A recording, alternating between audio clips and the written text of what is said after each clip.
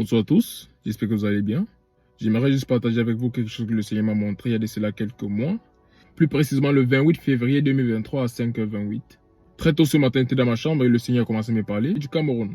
Et il m'a mené dans une vision dans laquelle j'ai vu un homme puissant au Cameroun qui a été incarcéré dernièrement en ce qui concerne l'assassinat du journaliste.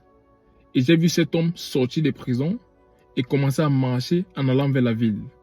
Et lorsque j'ai vu cela se passer, j'étais très troublé. Parce que je me suis posé la question à savoir, qu'est-ce que la justice fait? Si c'est vraiment lui qui était derrière cela, alors il doit payer pour ce qu'il a fait. Et si ce n'était pas lui, qui est la personne pour que cette personne soit en prison? Et lorsque j'ai vu cela, j'étais très en colère.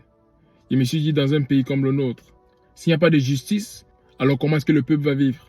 Si le simple fait que quelqu'un a de l'argent ou du pouvoir, il peut faire ce qu'il veut, quand il veut, et il s'en sort indemne. Ça veut dire que le peuple n'a pas de voix. Et dans un pays comme ça veut dire qu'on vit sans règles. Et c'est la question que je me posais dans mon esprit pendant que j'étais dans cette vision-là. Et j'étais très troublé. Alors j'aimerais compris que ceux qui sont responsables de la mort de ces journalistes, comme d'autres personnes qui commettent des atrocités dans notre pays, que celles qui sont en prison puissent payer pour ce qu'elles ont fait et que celles qui sont encore libres puissent être arrêtées et mises en prison.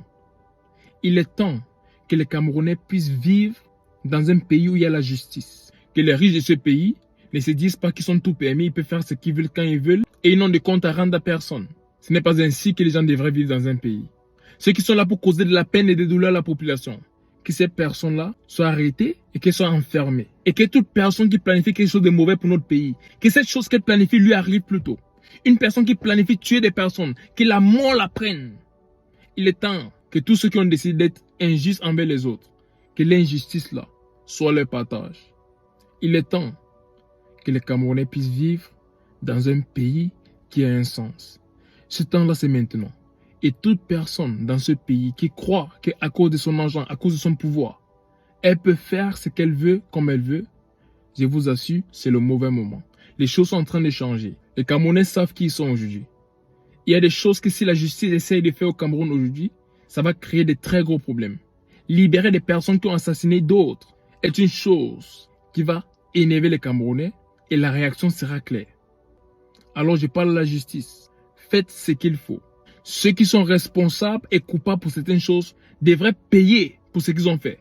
Peu importe combien ils ont dans leur compte en banque. La justice devait être vraie envers le peuple. Parce que si cela n'est pas fait, ça va créer un soulèvement au Cameroun.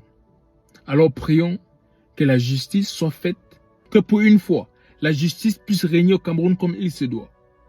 Il est temps que les choses changent. Assez de ces choses qu'on met des personnes en prison, elles peuvent passer par la petite porte pour sortir parce qu'elles ont de l'argent dans leur compte en banque. Non, ça c'est pas la justice. Et cette fois-ci, si la justice le fait, les Camerounais vont réagir. Les Camerounais vont réagir si la justice fait cela.